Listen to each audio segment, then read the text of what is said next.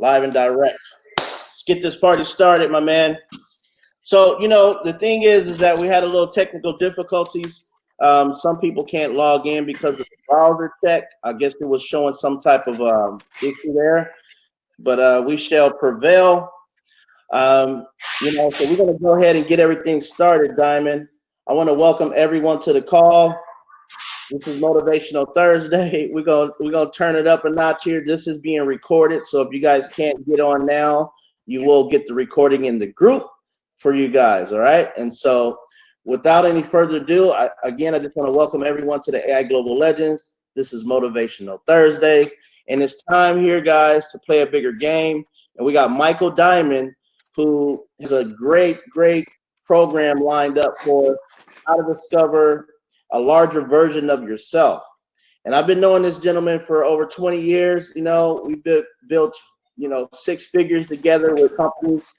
And this guy is a true, genuine master at what he does. He's an international motivational speaker, master sales trainer, expert in personal development. And I tell you guys, get ready, put your seatbelts on, because this guy's getting ready to lift us off to the next hemisphere. Ain't that right, Diamond? I'm excited. I'm excited, man. So Jamil, thank you so much for that introduction. Like I said, every time you introduce me, I gotta be careful when I try to get out the room because my head a little too big. It already starts out big. So Jay, listen, thank you so much, Master Jamil. We're on a new form. You can't see me. You can see me and I can't see your faces, but I'm looking into your hearts and I'm looking into your spirit. And I just want you to know how proud I am of you. I know that every day is a challenge, and every day we all have obstacles and we all have opportunities to make choices on how we're going to see those options and challenges that present themselves to us. So I just want you to know that you're a winner. You're a world overcomer. You're unstoppable. And no matter what you're facing today, it's under your feet. Know that you are a champion. And as I shared with you before, I campaign in the back room. I got all the towels and everything. We're going to shake it up. We're going to splatter champagne over everybody because I want you to experience what you see in the NFL and the NBA when they win those championships. Hey, Karen, when you see those championships and you see those men and women celebrate success in that capacity, that's all something we all aspire to. So I want to jump right into this. I do apologize for any technical difficulty, but I want to dig into this. I spent some time on this one, and this has been in my spirit for some time. So I want you to make sure you've got your writing material ready. I want you to be notes, and I want you to be able to digest this and get this in your spirit. I feel like a jump off point here is in the title. It's how to discover a larger version of yourself. And I'm not talking about a you with more weight. I'm not talking about if you weigh 180, you at 250, or if you weigh 250, you at 400 pounds, my 400-pound life in bed. I'm not talking about that. I'm not talking about that, although in some instances, I do want you to discover that. However, what I'm talking about, I want to bring it very elementary. When you were first brought into the world, I used to work L&D. I went to medical school in 1977, and I used to work L&D, labor and delivery. The things after they bring you out, spank you on your hiney, they clean out your eyes, they get you all cleaned up and bring you over to your mom. Your mom smiles on you. Whole welcome to the universe, welcome to the world. You're squirming around trying to figure out life, and they bring you home, and then you begin to feed. You begin to develop. And those that bring you home and those that are in your family are anticipating you to develop. They already can see you. I mean, some of your family members can't wait to take you skiing. Before you're thinking, I can't wait to take him skiing. I can't wait to take him fishing. I can't wait to take her fishing. I can't wait for her first soccer game. Anticipating you evolving and developing into things that you're going to enjoy that you have no idea of. And I'm going to use that as a jump off point because that's the way the universe is. The universe is still waiting for you to develop. The universe is still waiting for you. There's a greater, a larger, a larger version of yourself. So let's take it back to the foundation.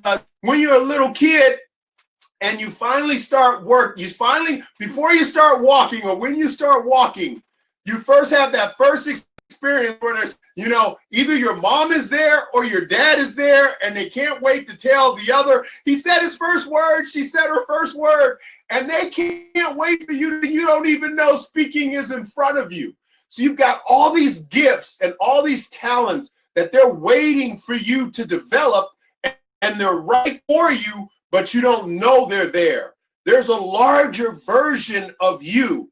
And then when you start walking, your diaper falls off, you run across the room, it's like he's walking, she's walking. And it's this big excitement that you take your first step, and everybody in the family, they're on the phone like, she walked today, he walked today. And every parent can relate to that experience that's raised children, and they know that joy and that excitement of the first steps you take, the first words you speak.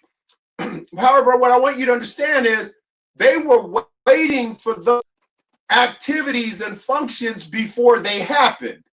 You were the one that didn't know that they were waiting on them, but they were waiting on them like your father is waiting on his son to get his driver's license, or daughter. And you get those driver's license, and they're already anticipating what the insurance is going to go up. They're already anticipating your first accident. They're already anticipating all of these things for you. They're already anticipating your first new car, all contingent upon, okay, if you listen to me, you cooperate with me, I'm going to help you out, I'm going to develop you. I want to create that premise because that's the way your success is. And what happens to most of us is our step gets stunted. Now, they say, psychologists say, and follow me here because I'm going somewhere. I don't want you to lose me. I don't want you thinking about your SMUD bill, your PG&E bill. I don't want you thinking about the fires outside. I want you to close your mind off all that, because I'm going to take you on a journey. I'm going to take you on a journey through the cosmos. I'm going to walk through somewhere that I want you to understand, because this life is only the beginning for a greater life that's about to develop. You are going in the constellations. You are going back to Syria. You are going back to the beautiful Pleiades. There is so much ahead of you now. And I'm going to give a roadmap on how to discover a larger version of yourself. Now, psychologists say that by the time you're 4 to 5 years old, most of your developmental habits, beliefs, and concepts have already been put in place by the time you're 5 years old. So what happens is, when you're a young kid, some families that are into psychology, some parents some children that are born to parents that are progressive parents and, took all the courses and couldn't wait for their kids. Usually those parents are like 35, 40 or more advanced, because my parents weren't that way. I just kind of had to get in where I fit in. You know what I mean? Like, I was born, get home. I was wearing 40-year-old shoes when I was 4. So, it's a different type of development. I mean, I was 4 years old trying to put on my daddy's shoes. Like, oh my God, where's the groceries? I'm like, I'm 4. You know what I'm saying? Like, how you going to pay them? I'm 4. What are you talking about? You know what I mean? Go up to the corner and hustle. Do something. You're 4. Get something. Get a job. Buy an airplane, something. So at 4, what happens though, there are babies that are 6 months old that are learning how to swim. There are babies that are 8 months old, 12 months old, that are learning multiple languages. And by the time they're 1.5 and 3 years old, they can speak 3 and 4 languages. That's because psychologists and the study of character and the mind has shown that you're most receptive when you're a child, because you have no lenses that you're looking through that are inhibitors to stop you from absorbing. So one of the things on discovering a larger version of yourself is you have to ask yourself, what lenses am I looking at life through? Okay. First one, what lenses in life, what lenses am I looking at life through? I remember when I first met Manson Jamil, and don't lose this of the foundation that you begin to develop. Now, before I met Manson Jamil and had the privilege in the universe, like brought us together. You know, the universe knits people together uniquely for such a time as this, at the time when it's time for them to discover a larger for themselves. So I want to go back to when I met Manson Jamil. Before I met Manson Jamil, and I kind of shared a little bit of this story with you, I went to a multi-million-dollar corporation by the name of Abraham and Associates. And at that time, I was writing. I was in the insurance industry. And I was one of the top dogs in California. I was one of the top producers. I speak multiple languages, so don't get thrown by top dog. Let's just use, I was a top producer in the state of California. I don't want you to think I was thugging. So anyway, when I got to this company, there were gentlemen that were writing, and I want to kind of set up, because at that time, I was writing $5,000 every 2 weeks, which was at approximately $2 million every 2 weeks. I ran into some gentlemen that were writing $5 and $10 million every 2 weeks. And it allowed me to discover a larger version of myself. I didn't even realize, because I thought I hit the peak of my potential. I thought I had peaked out. I thought that with what I was accomplishing, I was one of the number one top producers in California and across the nation, only to discover, like maybe you have discovered, that what you thought was the top of your game is only the cellar of somebody else's potential, or is only the basement of someone else's potential. And so when I got to this new company, thinking I was the top dog, I actually was in the basement. I was actually not even on the Richter scale of development. So I want to stop there and want you to understand that no matter where you are, you might say, Michael, I'm in the NBA and I'm at the top of my game. Well, there's a higher game for you because Bill Russell 12 rings. So if you only got 4 rings, then there's still some room there. If you're Michael Jordan and you got 6 rings, well, Bill Russell had 12 rings. There's always that room for you to develop and discover a larger version of yourself. And that's what we're talking about today. Discovering a larger version of, and I'm not talking about your waist size. I'm not talking about your neck size. You know, some people say, well, I got to get a neck like Mike Tyson. Well, Mike Tyson got knocked out by Buster Douglas. Not how his neck was. What I want you to understand is that there's a version that I'm going to introduce you to that you're going to be able to have a quantity. So at that company, I discovered that I was actually in the basement of my potential. And I thought I was at the peak of my potential. So here's one of the first things I want you to understand is first thing you have to do to discover a larger version of yourself is that you have to be cognizant of, you have to become cognizant that there's more in me. I want you to say that. There's more in me. There's more potential in me. Now, what I want you to do is what I had to do when I discovered I was in the basement and they were in the cellar. What I had to say is from this day forward, I'm 20% more potential. I want you to understand that you are in the basement in your potential. You have the best, you have the ability to walk on water. You have the ability to speak multiple languages. You have not even scratched the surface of your potential. You have not even, I want to get that in your spirit, no matter how successful you feel you are. I don't care if you're listening to me from Singapore, China, Hong Kong, Compton, LA, if you're in San Francisco, Philadelphia, New York, Chicago, you're only in the basement of your potential. And once you're to terms with that, now you've set the stage to say, there's more in me. And that's where the great potential begins. When you say those words, there's more in me. There's more that I can do. See, what happens is I was in the basement of my potential and I was writing $5,000 of business every 2 weeks. I was exhausted. And what I learned was they were writing 10, 12, 15,000 every 2 weeks. And they were in a great mood. They still had energy. They were on their way to the club. They were on their way to party. They were on there for a great time. Just like you might be working at Walmart, no offense, but you might be working at Walmart and you're exhausted, and then you walk in and they're playing at a level so high and they've got energy to spare. So what you have to learn to do is open up the faucet of your potential. You have to learn to open the faucet of your potential. You have to learn to open the faucet of your potential. Okay, so what happens is, now back to the foundation. The foundation was you're running across the room with your diaper, it falls off.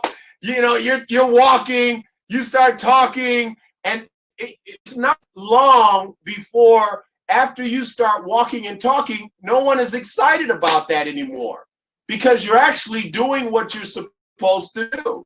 It's like when you tell your kids, I came home, Dad, I did my chores, I got my homework done. You're like, that's good. That's what you're supposed to do.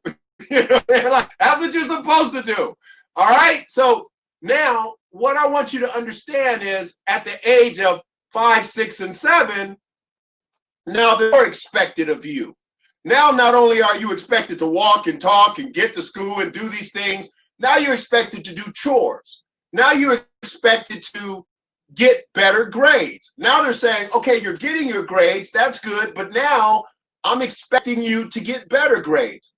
So now people are excited about the fact that you can walk, that you can talk, and remember how excited they got when you got rid of your first bottle. When you got rid of your first bottle, they said, oh, bottle. You're like, no, you're running around the room trying to find that bottle. You're trying to find that bottle. Have you ever seen a kid that they're winging from the bottle and the kid is around trying to find the bottle and he's trying to, and then he finds the bottle and he's sucking on the bottle and there's nothing in it. And you see that expression on their face and you're like, there's nothing in the bottle. That's how most of us are living our lives right now. Life is demanding more of us, and yet we're still looking for the bottle. So what you do is understand that you now, there's no one that's going to take the bottle from you. You have to take the bottle from yourself. You say, okay, this is where I'm at now. I've accomplished this amount. Okay, so what used to exhaust me, I'm not exhausted anymore. What transforms your life is your vocabulary. What allows you to discover a larger version of yourself is your choice of vocabulary. Write that down. Your choice of vocabulary allows you to discover a larger version of yourself. And let me give you an example.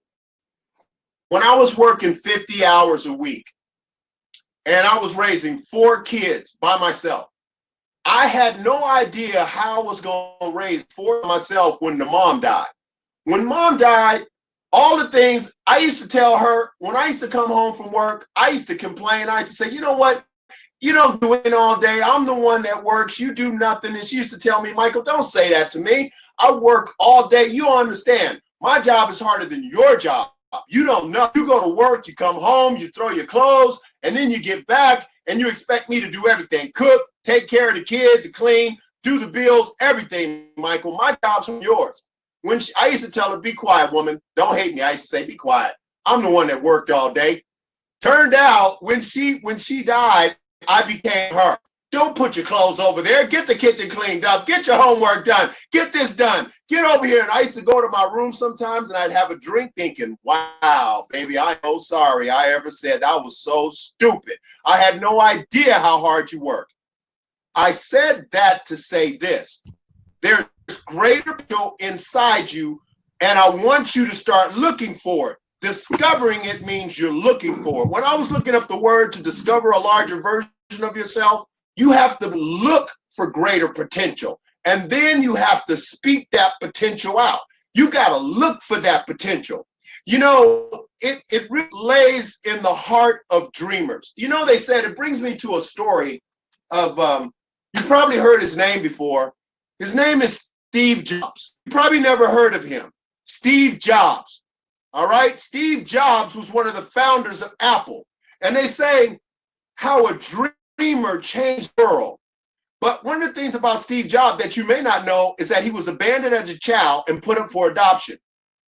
So he had identity issues that he had to overcome. He was abandoned as a child, born in San Francisco, abandoned as a child, put up for adoption.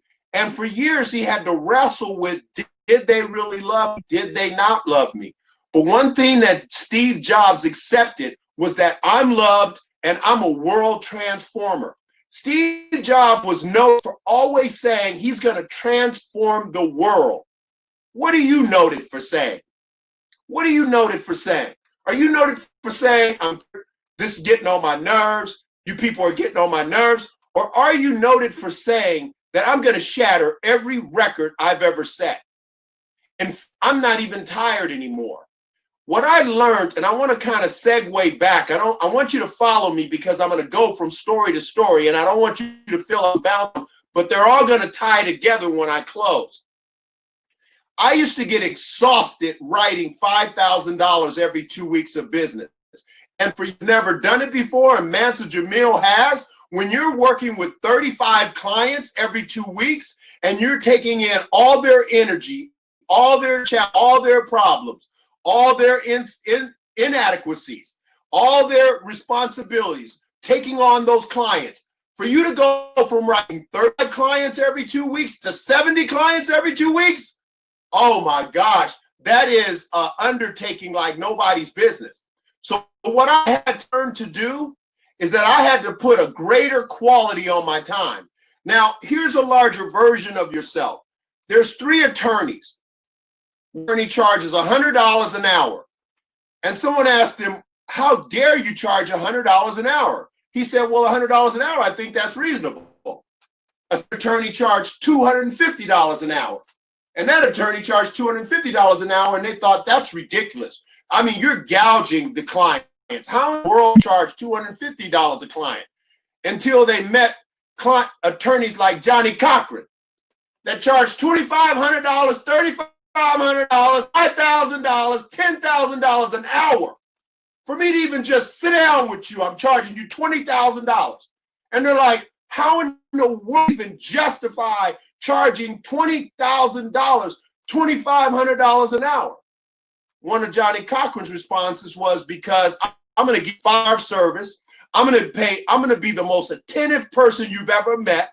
I'm going to cross every T and dot every I, and I'm going to give you the best service you've received in your life. And I want you to understand something. I never lose.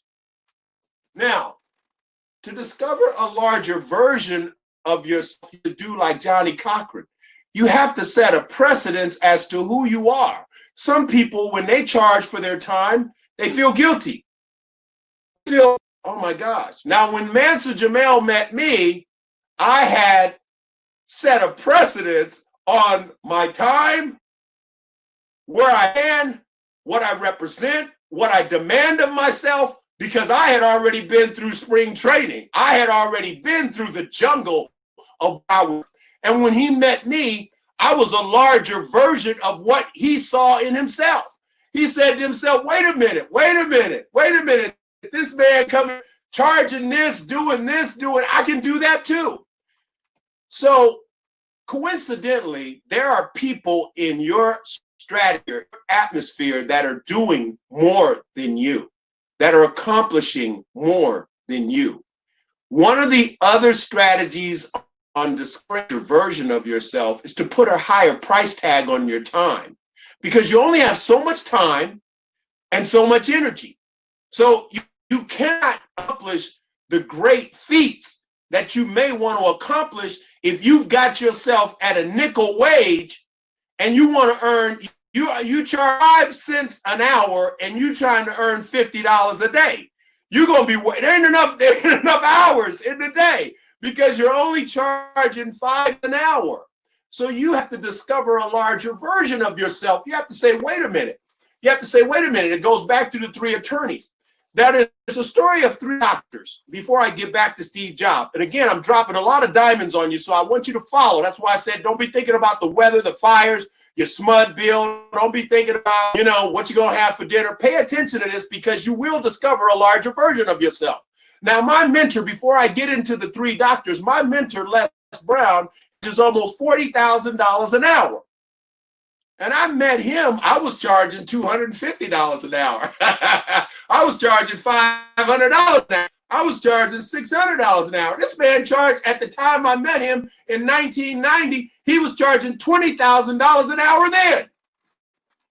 I said, oh my goodness, he charging $20,000 an hour? I remember when we brought him to town, I had to send him $10,000 front before he even entertained coming. Before he even entertained. And not only did I have to pay $20,000 an hour, he was $20,000 an hour to take care of his rooms.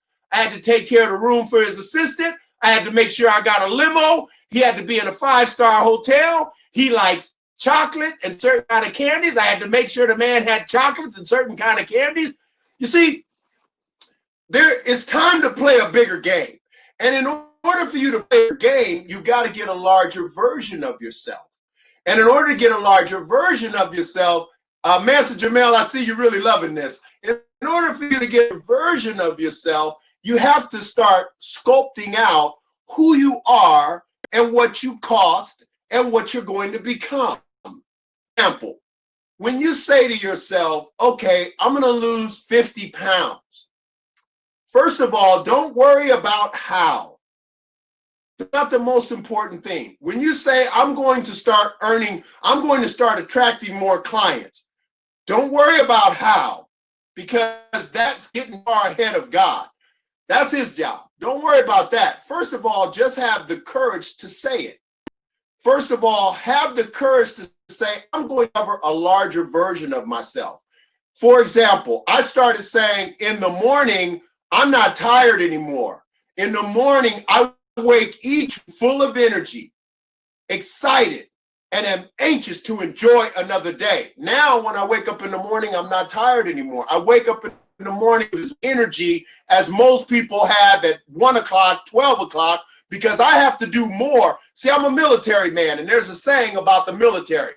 We do more at 9 o'clock than most people do all day, because we're up at 5 o'clock in the morning. And by the time you finally crawl your body parts out of the bed, we've already done more before 9 o'clock than you're going to do all day. And that's mindset.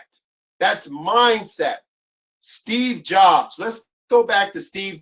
Don't forget the 3 doctors, because I'm going to come back to them.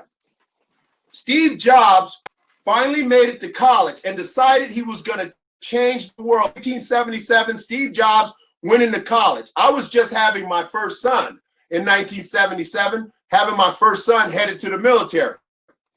Steve went to college, dropped out of college, and started discovering a larger version of himself, went to India and started studying Zen Buddhism to discover how to open up his mind, how to reach areas of his mind to accomplish things that most people only fantasize about. And Steve Jobs, they believe Steve Jobs in some way got connected with some ancient aliens or something, because Steve Jobs has transformed the world, how we create, how we do business, how we interact intellectually, electronically. Steve Jobs is going to go down as one of the greatest men in history. He was noted for saying that I have now multiplied myself and I have become 5 times who I am. I want to digest that for a minute, because can you become 5 times the amount of who you are? Yes, you can. He wanted to duplicate himself and become 5 times the amount that he was. He founded Apple in 1977. College in 1972, founded Apple in 1977, and then in 1985, they ousted him out. They fired him. They fired him from his own company. One of the things that Steve Jobs' story taught me is that you have to be prepared to accept failure. You have to be prepared to accept disappointment. You have to be prepared to accept things falling apart and never lose a beat. Steve Jobs lost a beat. He already had 2 other companies that he had put in place. He already had 5 other companies he was running. He was not only running Apple, but he was running 3 companies. His one company was the company that launched the movie Toy. And then on top of that, like they did me, they ended up bringing Steve Jobs back. In 1997, they paid Steve Jobs millions of dollars to come back to Apple, not only to come back to Apple than one of his CEOs. So in discovering a larger version of yourself, first of all, you have to start figuring out what it is you truly want to accomplish, not so much how you're going to get there, but then start telling yourself that you have now the ability to accomplish the impossible.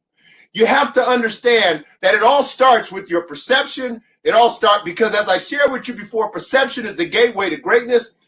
It all starts with the ability to speak it out, because that is going to be titanium. I'll never forget when I was writing 5,000 a week, and I came from being the top to being in the basement with men that were writing $10,000, $12,000, $15,000 every 2 weeks.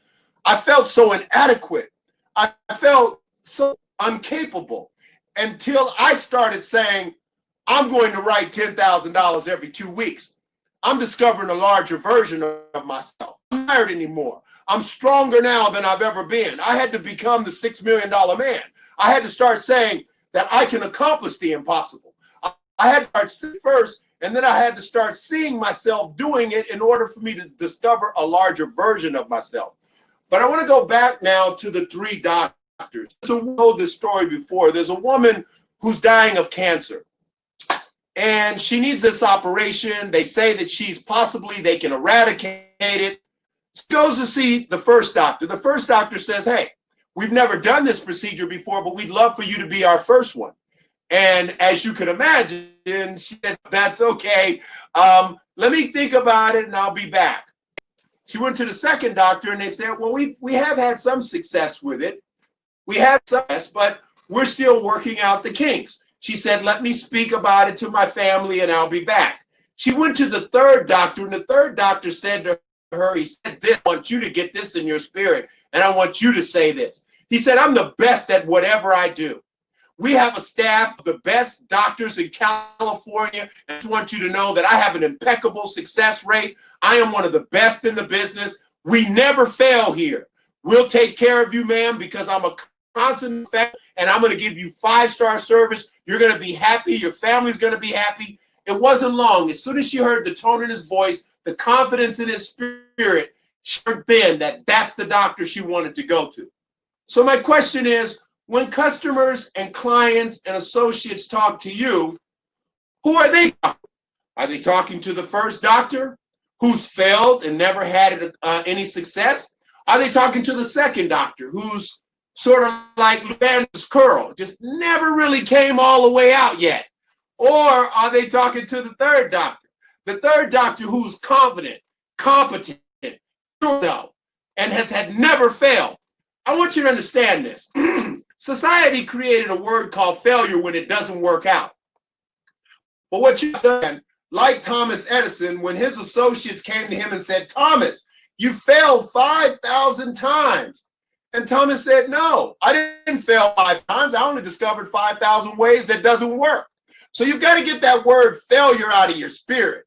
You have to understand that you've never failed. You just haven't figured it out yet. You are not a failure. You got to understand that I have replaced the word failure. I never fail. I might learn something, but I don't fail. I always win because I show up like you, Malik and Master Jamel. I show up to grow up. So every day, I never fail. I come to the game ready to play. If it doesn't work out, like Thomas Edison, I'm on to the next one. I'm like Jay-Z, on to the next one. I'm on to the next one. So you understand that this is mindset. This is mindset. This is a tweak. This is like the golf player where he's just a centimeter off. But back to Steve Jobs. Steve Jobs came back to Apple with a new mindset that he never fails and that he was going to take them where they never went before. Steve Jobs made this affirmation that he was going to transform the world and that Apple would be one of the top players in the world. What are you saying about yourself? Have you made the conviction that you're transforming the world, that your children will transform the world? Malik, you just had a new one. So this is relatively appropriate for you because you can't wait for your little daughter to start walking and to start talking, probably now holding her head up and rolling over. And you've got all these aspirations of her first bike. She doesn't even know anything about a first bike. You stuff about a first bike, her first day in school, all these things you fantasize about. That's the way you have to do with your business. Because there is a greater you that's out there. You have to believe that. You have to know that it's time for you to discover a larger version of yourself. And how you discover a larger version of yourself is you start road mapping the version of you that you want to be. You want earning? Don't get offended. Provide a finer, higher, more professional level of service and charge more. That's what professionals do. That's what allows you to charge more, only it's a lot like the Wizard of Oz. The Wizard of Oz, when they finally got to Oz, and some of us are still waiting to get to Oz, when they finally got to Oz, they discovered that there was the man behind the curtain. And they were like, he was doing all these tricks, and then finally they pulled the curtain back on him, and the Tin Man didn't have a heart. He said, you know, you don't have is a meditorial reward. And here's a reward for you. He said, and the guy that said he doesn't have a brain, he said, you don't have a brain, oh, you don't have a degree. So let me give you a degree.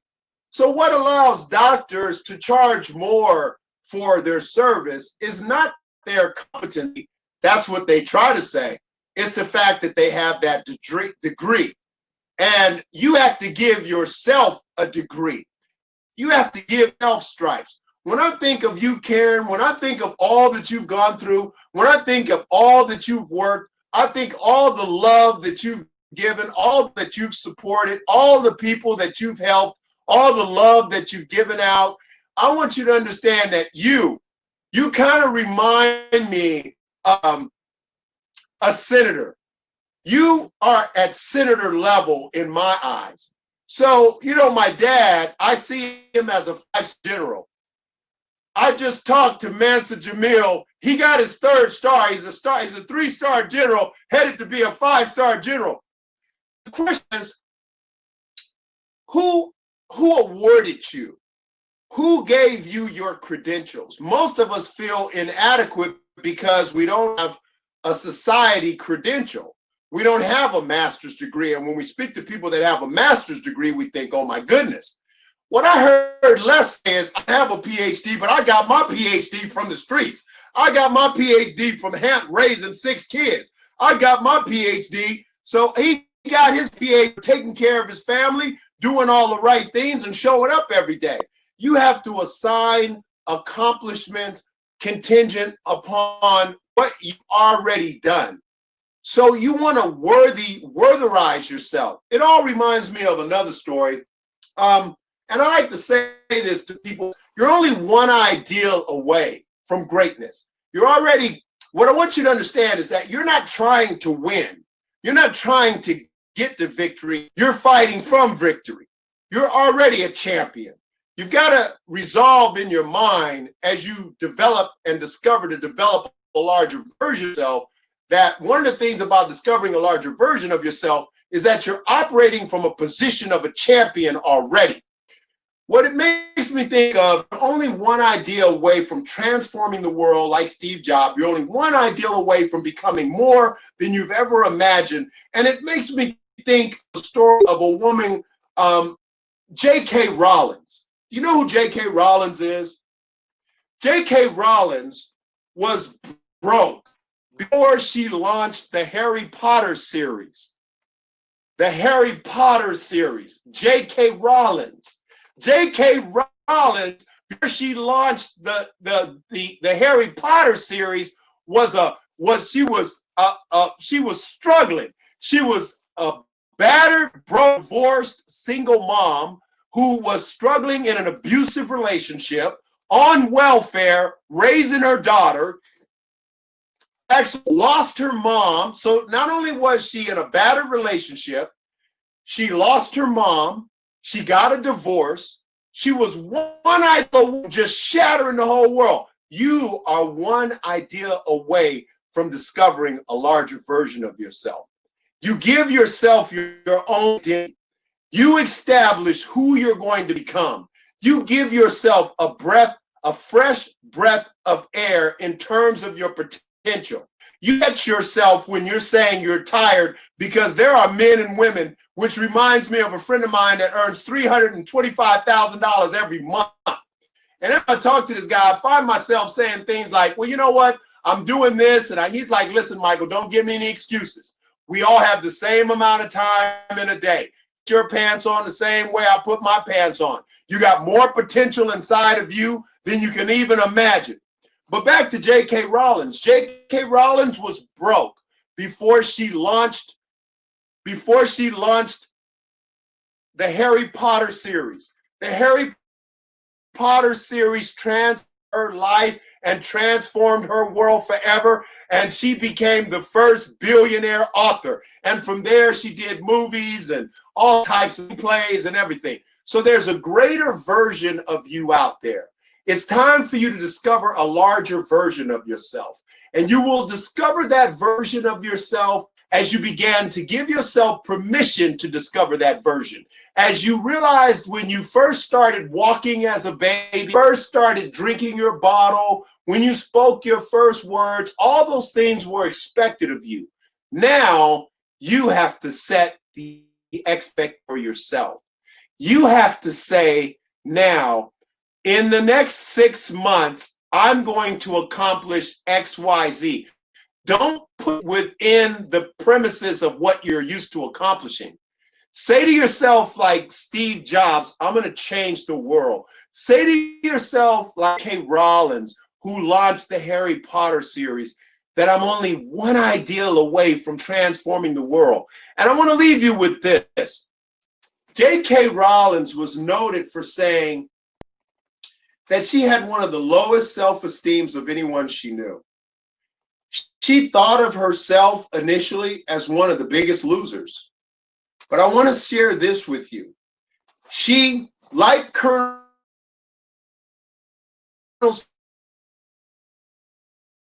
Sanders, I'm going to transform. Trump dummy, Trump dummy.